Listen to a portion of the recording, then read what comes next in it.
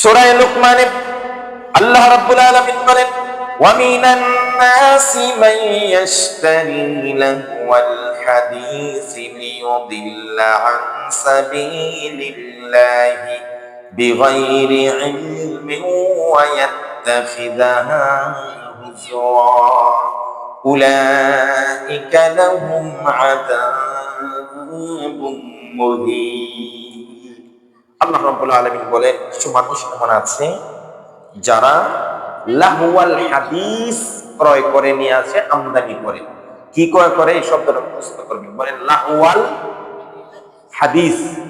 লাহওয়াল হাদিস, এরা লাহওয়াল হাদিস আমদানি করে, ক্রয় করে, কিনে নিয়ে আসে, ডেকে নিয়ে আসে, ভাড়ায় নিয়ে আসে। বুঝা আসছে? এদের ব্যাপারে এরা কেন নিয়ে আসে এগুলা?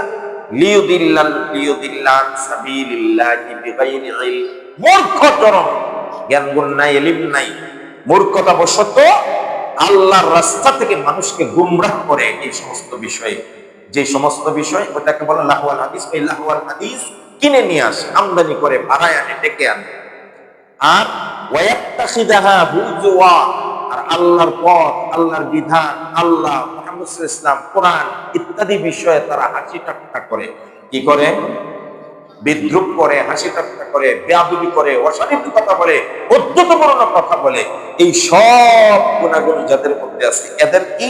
উলাইকা লাহুম আযাবুম মুহিন, এদের জন্য রয়েছে যন্ত্রণাদায়ক শাস্তি। বলেন, আরেকটা হলো অপমানজনক শাস্তি। কি শাস্তি? অপমানজনক শাস্তি। বিপরীতে ওয়া ইযা তুতলা আলাইহি আয়াতুনা, যখন তাদের সামনে কোরআনের আয়াত তেলাওয়াত করা হয়, কোরআন কারীম তেলাওয়াত করা হয়, ওয়াল্লা মুস্তাকবিরান, এরা অহংকার বশত এই জায়গা থেকে সরে যায়। কোরআনের মজলিসে তারা আসতে চায় না। কোরআন তেলাওয়াত হয় মসজিদে, মসজিদে যায় না। রমজানে তারাবিতে কোরআন তেলাওয়াত হয়, সেখানে যায় না। ওয়াজের ময়দানে কোরআন তেলাওয়াত হয়, সেখানে তারা আসে না। এক কথায় কোরআনী মজলিসে তারা আসতে চায় না, অহংকার বশত দূরে সরে যায়, মুখ ফিরিয়ে নেয়। কাআল্লাম ইয়াসমাহা, আল্লাহ বলেন যেন তারা শুনেই নাই, না শোনার ভান করে এই জায়গা ত্যাগ করে। এরপরে বলেন কাআন্না ফি উযুনাইহি ওয়াকরা, মনে হয় তাদের কানের মধ্যে তুলা ঢেকে রেখেছে, তুলা চেপে দিয়েছে, কিছুই শুনে নাই, কোরআনের তেলাওয়াত তারা শুনে নাই। আল্লাহর পাক বলেন, নবী গো, ফাবাশশিরহু বিআযাবিন আলীম, এই সকল মানুষদের জন্য আপনি যন্ত্রণাদায়ক শাস্তির সুসংবাদ দান করেন। নাউযুবিল্লাহ। সূরার নাম সূরায়ে লুকমান। বলেন, সূরার নাম সূরায়ে, সবাই বলতে হবে কোন সূরা। পারা হলো 21। কয় নম্বর পারা?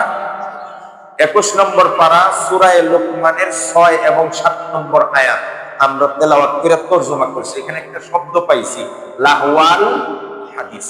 কথা বলেন, কি পাইছি? লাহওয়াল। লাহওয়াল হাদিস কি? তাফসীর আল ওয়াসিত লিতানতাবি, কুরতুবি, তাবারি, বাইজাবি, জালালাইন, ইবনে কাসির, আস-সাউদ ইত্যাদি ইত্যাদি অনেকগুলা তাফসীর আমি দেখছি। সারাংশ হলো মুফাসসিরিনে কেরাম দুইটা বিষয়বস্তুকে আনছে। একটা হলো অসারে গল্প, অশ্লীল কবিতা গ্রন্থ, অশ্লীল গল্পের বই, যেখানে অশ্লীলতা আছে, ঈমান বিধ্বংসিকতা আছে, যেখানে মানুষের মন মস্তিষ্ক বিনষ্ট হওয়ার মতো গল্প কাহিনী আছে, এগুলো একটা। আরেকটা বেশিরভাগ মুফাসসিরিন কেরাম বলছেন লাহওয়াল হাদিস অর্থ গায়িকা, বাদ্যযন্ত্র, বাদ্যযন্ত্র আর গায়িকা, বা গায়িকা এবং বাদ্যযন্ত্র। এক কথায় আমরা যদি টোটাল প্যাকেজ করে লাহওয়াল হাদিসের অর্থ করি, তাহলে বলবো এইভাবে, যারা গানের আসর স্থাপন করে। কারণ গানের আসরের মধ্যে গায়িকা আছে, গানের আসরের মধ্যে বাদ্যযন্ত্র আছে, গানের আসরের মধ্যে অশ্লীল কথাবার্তা আছে। কথা কয় না? বেয়াদবি মাফ করবেন আপনারা মুরব্বী, আমি আপনাদের ছেলের বয়সী, যদি বেয়াদবি হয় আপনারা মাফ করবেন। আমি একটা অশ্লীলতার উদাহরণ দিতে গিয়ে সূত্র দিব না, শুধু শব্দ বলবো। দেখেন গানের আসরের শব্দের মধ্যে অশ্লীলতা আছে কিনা। দিও না গো বাসর করে বাতি নিবাই, এটুকু বললাম। পরের লাইনটা আপনারা জানেন না? আচ্ছা বলেন তো, এই কথাটা শোনার পরে সবার মন মস্তিষ্ক কোন দিকে যাবে? যাবে কিনা? তাহলে কি বুঝলেন? লাহুয়াল হাদিস মানে এমন গান যার মধ্যে অশ্লীলতা পাওয়া যায়। লাহুয়াল হাদিস মানে এমন গান যেই গানে আল্লাহ বিরোধী, রসুল বিরোধী, শরীয়ত বিরোধী এবং অশ্লীলতাপূর্ণ কথা, গান, বাক্য, কবিতা, গল্প পাওয়া যায়। লাহুয়াল হাদিস মানে বাদ্যযন্ত্র, লাহুয়াল হাদিস মানে গায়িকা। এক কথায় যারা গানের আসর তৈরি করে, বাদ্যযন্ত্রের আসর তৈরি করে, গায়িকা এনে অনুষ্ঠান করে, আল্লাহ পাক বলেন এই কাজটা যারা করে, আমদানি করে, এদের দুনিয়ার মধ্যে অপমানজনক শাস্তি আমি দিব, আর পরকালে যন্ত্রণাদায়ক শাস্তি দিব। চিৎকার দিয়ে নাউজুবিল্লাহ। এবার এই কথাটা আল্লাহ কোরআনে কেন নাযিল করলেন, এই আয়াতগুলো একটু প্রেক্ষাপট শুনেন, তাহলে আরো বিষয়টা ক্লিয়ার। আমার নবীজি সাল্লাল্লাহু আলাইহি ওয়াসাল্লাম যখন কোরআন তেলাওয়াত করতেন, নবী করিম সাল্লাল্লাহু আলাইহি ওয়াসাল্লামের তেলাওয়াতে শুনে মুগ্ধ হয়ে তেলাওয়াত শুনে বেঈমান কাফেররা করে বসে থাকতে পারতেন না। আল্লাহ নবী সাল্লাল্লাহু আলাইহি ওয়াসাল্লাম রাতের বেলা তেলাওয়াত করতেছেন, বড় বড় কাফের বেঈমানেরা যারা দিনের বেলা নবীজির বিরোধিতা করে, রাতের বেলা নবীজির ঘরের চতুর্দিকে তারা ঘেরাও করে কোরআন শুনতে থাকে। সুবহানাল্লাহ। কারণ কোরআনে কারীমের প্রত্যেকটা কথা আল্লাহ রাব্বুল আলামিনের। এই কোরআন পৃথিবীতে এসেছে মানুষকে হেদায়েত দেওয়ার জন্য। আল্লাহ রাব্বুল আলামিন বলেন আলিফ লাম রা কিতাবুন আনজালনাহু ইলাইকা লিতুখরিজান নাসা মিনাজ-যুলুমাতি ইলান নূর। আল্লাহ বলেন কোন নবী এই কিতাব আপনার উপর নাযিল করছি মানুষকে অন্ধকারের অতল গহ্বর থেকে আলোর দিকে নিয়ে যাওয়ার জন্য। সুবহানাল্লাহ বলেন না। আমার নবীজি তেলাওয়াত করতেন, বড় বড় কাফের বেঈমানেরা, মুশরিকেরা নবীকে দিনের বেলা মারার চেষ্টা করত, বিরোধিতা করত, রাতের বেলা নবীর কোরআন শোনার জন্য ঘরের চতুর্দিকে ঘেরাও করত। এইভাবে যখন প্রতিদিন নবীর কোরআন শুনে, হঠাৎ করে একদিন ফিরে আসার সময় একজনের সঙ্গে আরেকজনের লাগছে ধাক্কা। কি লাগছে? ধরেন আবু জাহেলের লগে লাগছে, উতবা সাইবা বড় দুইটি ধাক্কা লাগছে। লাগার সাথে সাথে জিজ্ঞেস করে হু আর ইউ, মানান্তা, তুমি কে? এটি কয় আমি উতবা। তুমি কে? আমি আবু জাহেল। তো গেছিলা কোথায়? তুমি গেছিলে কোথায়? ভাই কৃষ্ণ মোহাম্মদের যে কোরআন পড়ে তো শুনতে মনে চায়, লুকিয়ে কোরআন শুনে আসছে। তুমি কো আমিও তো একই কাজ আছি। সুবহানাল্লাহ। চিন্তা করেন। এবার বড় বড় লিডাররা চিন্তা করলো এইভাবে যদি মুহাম্মদের কোরআন সবাই শুনতে থাকে তাহলে মুহাম্মদের ভক্ত হয়ে যাবে, মুসলমান হয়ে যাবে। আমরা 2 নম্বরই, আমরা বাদ করি, আমাদের সিটারি 2 নম্বরই চলবে। আরে কথা কয় না।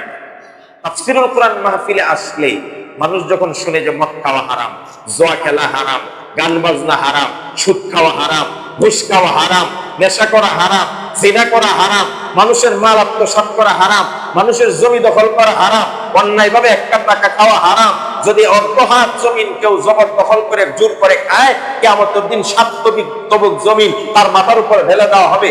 এইভাবে যখন কথা শুনতে থাকে তখন এই মানুষগুলা বাহিরে গিয়া ছিটারি, বাটপারি, সাদাবাজি, ধান্দাবাজি, দুর্নীতি এইগুলা করে না। যখন এইগুলা করা বন্ধ করে দেয় তখন আস্তে আস্তে তাদের দলটা কমে যায়, তাদের দল হালকা হয়ে যায়, মানুষ কমে যায়। যখন দল হালকা হয়ে যাব, বাটপারির দল কমে গেছে, ছিটারির দল কমে গেছে, 2 নম্বরই দল, দুর্নীতির দল, চাঁদাবাজির দল যদি কম হয়ে যায় তাহলে এরপরে আর মানুষ চাঁদাবাজে আশ্রয় দিত না, পাইলেই সাইজ করব। এই জন্য তারা বলে সাবধান, কোরআনের মাহফিলে যাইস না, ওইখানে গেলে তুই ভালো হয়ে যাবে, আর ভালো হইলেই তো আমার কামাই বন্ধ হয়ে যাবে, মাতবরি চলবে না। কথা কেন নাকি? আর জোরে কয় না ঠিক কিনা? একই ভাবনাটা, একই ভাব। এই জন্য তাফসীর মাহফিলে সবাই আসতে দেন, কথা কয় না কা, হইতেও দেন। আরে কাফেররা ওইটাও চিন্তা করতে যে মুহাম্মদের এটা যদি শুনতে দেই তাইলে তো আমরা সমস্যা হবে। এই জন্য এরা 144 জারি করছে। কত জারি করছে বুঝেননি? 144 ধারা জারি করছে। দেখেন কোরআন বলছে وقال الذين كفروا لا تسمعوا لهذا القرآن والغوا فيه لعلكم تغلبون। পরের দিন কাফের বেঈমানেরা সবাই বসে 144 জারি করে দিয়ে বলল, ও আমাদের গোত্রের লোকেরা, কুরাইশ বংশের লোকেরা, মক্কার লোকেরা, ভালো করে একটা কথা শোনো। আমি আবু জাহেল, আমি উতবা, আমরা সাইবা, মুগীরা, ওয়ালিদ ইবনে মুগীরা, উবাই ইবনে খালদ ইত্যাদি বড় বড় লিডাররা মিলে বলল, আগামী কাল থেকে মুহাম্মাদের কোরআন যেখানে তেলাওয়াত হবে এখানে 144, এখানে কেউ যাইতে পারবে না। 144 দ্বারা জারি করে দিলাম, কেউ মুহাম্মাদের কোরআন শুনতে যাবে না। কারণ মুহাম্মাদের কোরআন যদি শুনতে থাকো তাহলে আমাদের 2 নম্বরই ব্যবসা বন্ধ হয়ে যাবে। কথা কয় না, ঠিক কিনা? আর জোরে বলেন ঠিক কিনা? এই 144 দ্বারা জারি করছে। তার কাসাম, আপনারা যদি রাগ না করেন আমি হালকা করে একটা কথা বলি। আরে ভাই, এখানে দাঁড়িয়ে আপনাকে দিয়ে বলছি আমি, আপনি আইসা ভোট চাইলেন, আমি আগামী সংসদে টিস্যু মার্কায় ভোট করব, নির্বাচন করব, আপনারা দয়া করে টিস্যু মার্কায় ভোট দিবেন, চায় না? আরে আমি তো জানি কে কোন মার্কায় চায়, কিন্তু আমি তো বলছি কি মার্কা, কারণ টিস্যু তো কেউ মার্কা নাই, কেউ রাগও করতে কথা কয়। বুঝেননি আপনারা? একজন আইসা বললো, ভাই আমাকে যদি আপনাদের এলাকার একেবারে আমি সাদের দেশ পর্যন্ত পৌঁছাই দিব যদি আপনারা আমার মোবাইল মার্কায় ভোট দেন। একজনে বলল আমাকে মাইক মার্কায় ভোট দিবেন। কথার কথা বললাম, আপনি যখন মাইক মার্কায় ভোট চান, টিস্যু মার্কায় ভোট চান, এটা রাজনীতি হয় না। কথা বলেন, এটা রাজনীতি না। আর আমরা যখন বলি সুদ হারাম, ঘুষ হারাম, খারাপ লোককে ভোট দেওয়া হারাম, সমর্থন দেওয়ানো হারাম, খারাপ লোককে কেউ সমর্থন দিলে তার সমস্ত খারাপ কাজের ভাগীদার সে হবে, তখন কয় হুজুর ওয়াজের মন চাইছেন, কোরআন দিয়ে কথা বলেন, রাজনীতি করেন। কথা কয় না? আরে ভাই, আমি ধরেন না আমি রাজনীতির কথাই বলছি। আর একটু আগে আপনি কি করছেন? কথা বুঝেন না? আরে একটু আগে সে কিসের ভোট চাইছে? টিস্যু মার্কায় ভোট চাইছে। এটা কি? এটা কি?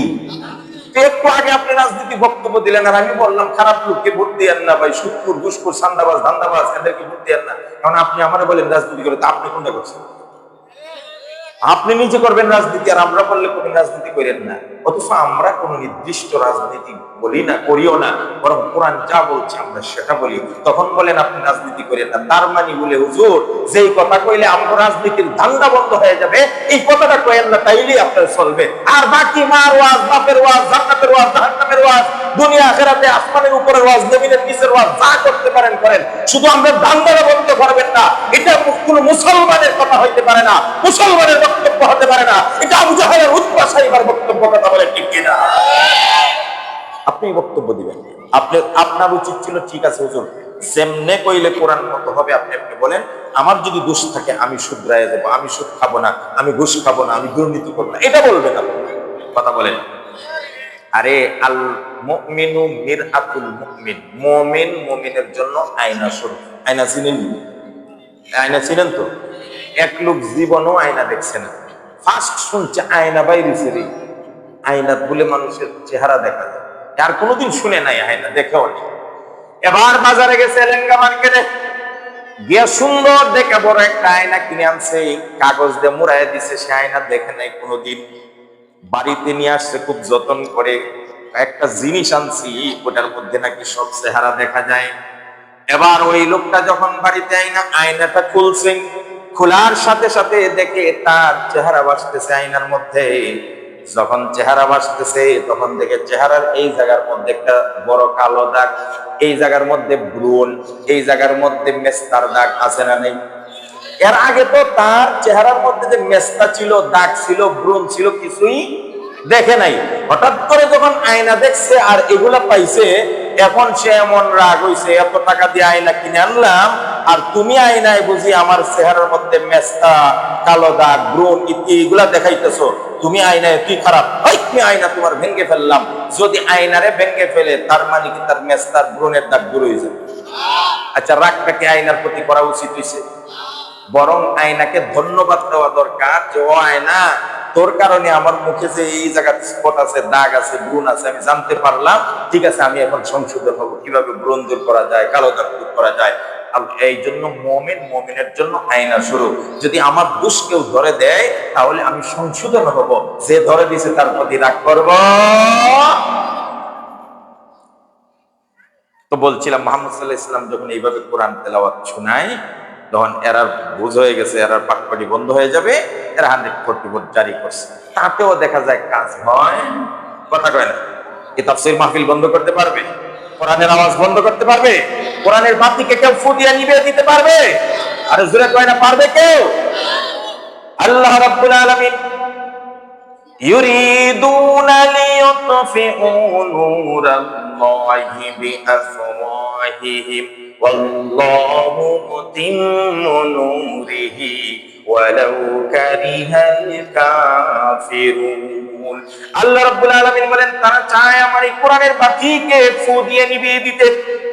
আমি আল্লাহ যেই বাতিকে জ্বালিয়েছি কিয়ামত পর্যন্ত সারা পৃথিবীর মানুষ মিলেও যদি চেষ্টা করে কোরআনের আলো কোরআনের বাতিকে কেউ নিভাতে পারবে না। সুতরাং এটাকে বন্ধ করতে পারবে না। তো মুহাম্মদ সাল্লাল্লাহু আলাইহি ওয়াসাল্লামের কোরআন তেলাওয়াত শুনতেই থাকে মানুষ, এরা নিজেরাই যায়, বন্ধ করতে পারে না।